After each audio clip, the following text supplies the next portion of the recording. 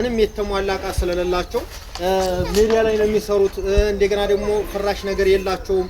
ልብስ መቀየር ይፈልጋሉ። ጓንት ነገር ያስፈልጋቸዋል። ብዙ ነገር ያስፈልጋቸዋልና የተቻላችሁትን 5-10 አድርጋችሁ የሚሟላውን ዕቃ እንድታሟሉላቸው ነው ዛሬ ወደ ሶሻል ሚዲያ ያመጣኋቸው ማለት ነው። 1 2 3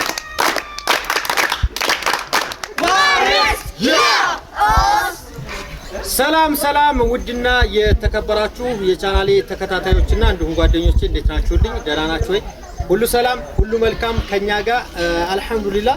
ዛሬ እንግዲህ እንደምትመለከቷቸው በሰሜን ወሎ ውርጌሳ ስፖርት ሰልጣኞች ናቸው።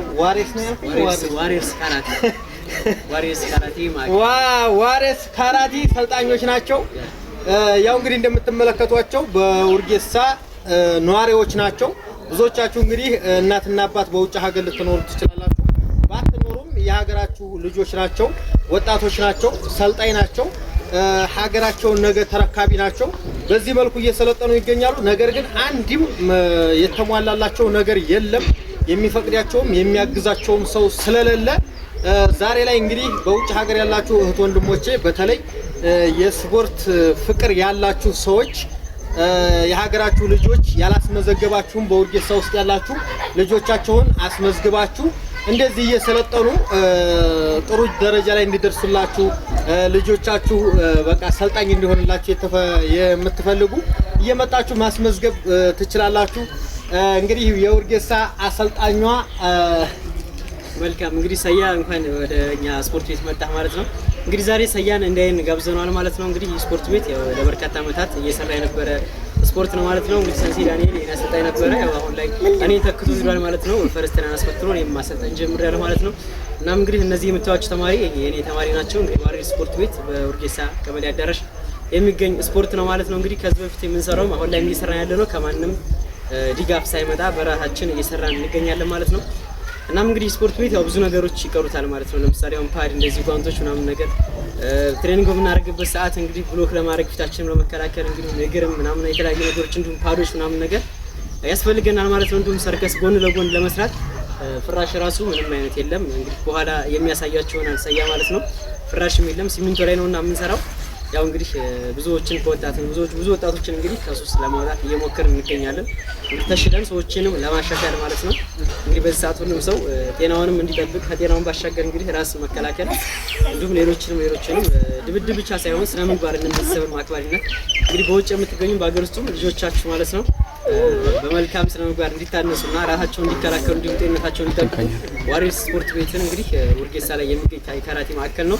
ምርጫችሁ አድርጉት። በተረፈ ደግሞ ያው ዛሬ ዋና ግባችን ምንድነው ብዙ የጎደሉን ማቴሪያሎች ስላሉ ድጋፍ ብታደርጉን የሚለውን ነገር እንግዲህ ወደ እናንተ ልናቀርብላችሁ መጥተናል ማለት ነው። ስለዚህ የምትችሉ ሰዎች የስፖርት አፍቃሪዋን ማለት ነው ሁላችሁም እንግዲህ የውርጌሳ ማህበረሰብ ሌሎችም እንግዲህ ስፖርት አፍቃሪያን ስፖርት ነውና ማለት ነው። ምንም አይነት ፖለቲካዊነት የሌለበት ስፖርት ጥራት ያለው ስፖርት ነው። ስለዚህ ሁላችሁም እንግዲህ ይሄን የምታዩ ማለት ነው የምትችሉትን ያክል ድጋፍ እንድታደርጉልን እንጠይቃለን ማለት ነው። በቀጣይ እንግዲህ የምናሳያችሁ ይሆናል ማለት ነው። ስራችንን ዛሬ የምታዩት ይሆናል። ሰያ መከራችሁ ነገር ካለ ስለኛ ማለት ነው።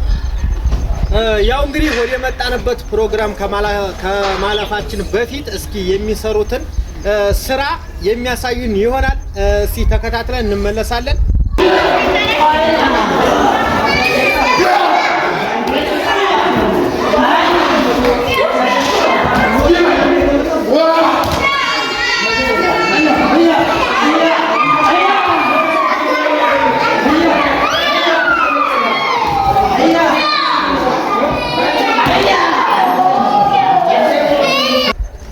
ያው እንግዲህ የሚሰሩትን ስራ በዚህ መልኩ እንዳያችሁት ነው። አሁንም ሌላ እናሳያችኋለን፣ ይቀጥላል። ግን የመጣንበትን ፕሮግራም ልንገራችሁ ብዬ ነው።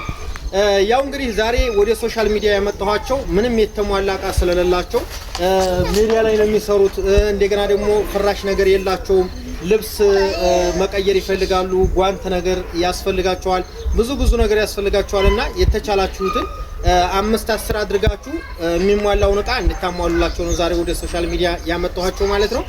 ያው እንግዲህ እነዚህ ህፃኖች እንቁዎች በጣም ደስ የሚሉ እንግዲህ ወንድማችን ብዙ ጊዜ ታውቁታላችሁ እኔ ጋር ይሰራል፣ ዩቲዩብ ቻናል ተከፍቶለታል።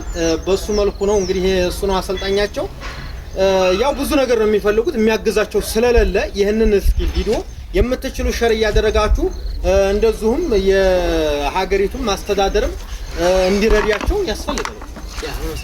ለሱም ማስተላለፍ የምትፈልገው ነገር ካለ? አዎ ያው እንግዲህ ይሄ ማለት ነው ማንንም ብቻ የሚወክል አይደለም። ሁሉንም የስፖርት አፍቃሪያን ወረዳውንም ወርጌሳም ላለ የትም ቦታ እንዲሁም ለወረዳውም ጭምር ነው ማለት ነው። ስለዚህ ስፖርትን አፍቃሪ ነኝ የሚል ሰው ካለ በሚችለው ድጋፍ እንዲያደርግ ነው ማለት ነው። እንግዲህ መልእክቱን ለኢትዮጵያ እንደሆነ ነው። እስኪ ደግሞ አሁን ሌላ አይነት ስፖርት የሚያሳዩን ይሆናል። አሁንም ተከታተሉ፣ እንመለሳለን። ላይክ ሼር እያደረጋችሁ እስኪ እናንተንም እንጋብዛችሁ።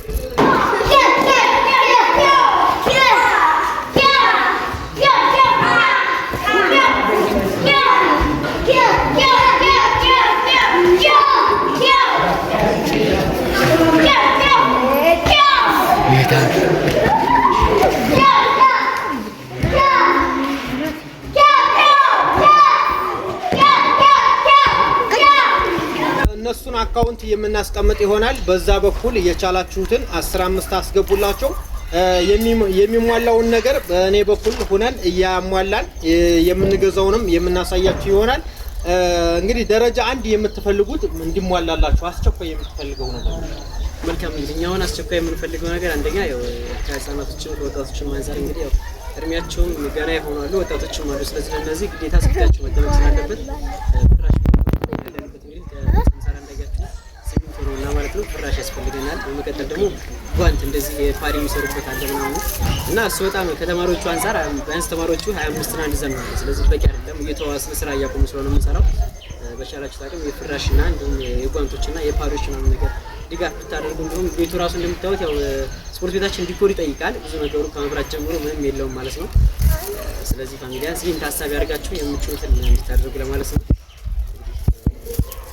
ያው እንግዲህ ሁሉም ነገር እንዳያችሁት ነው። በራሳቸው ተነሳሽነት ምንም ከጎናቸው ሆኖ ሰው ሳይረዳቸው በዚህ ልክ ልጆቹን እየሰበሰቡ ወደ ሱስ እንዳይሄዱ የስፖርት አፍቃሪ እንዲሆኑ እያመጡ ማስተማር በጣም ትልቅነት ነው። በሁሉም አካባቢ የሚሰለጥኑ አሉ። ነገር ግን ከጎናቸው ሆኖ የሚያገዛቸው የሚያበረታታቸው ሰው አለ። እኛ ጋር ግን ውርጌሳ ማንም የሚያበረታታቸው የለም፣ ማንም የሚያያቸው የለም። እኔ እንኳን በዚህ ልክ አላቃቸውም እዚህ መኖራቸውን አሁን ነው እያወቁ ያለሁት። ነገር ግን ከጎናቸው ሆነን ሀገራችንን ብናስከብር እያገዝን ለነዚህ ልጆች ጥሩ ነገር እየሰራን እኛም ጥሩ ብንባል ጥሩ ነው ለማለት ነው። እስኪ ሁላችሁም እንግዲህ እነዚህ ታዳጊ ልጆች 2 3 Wow.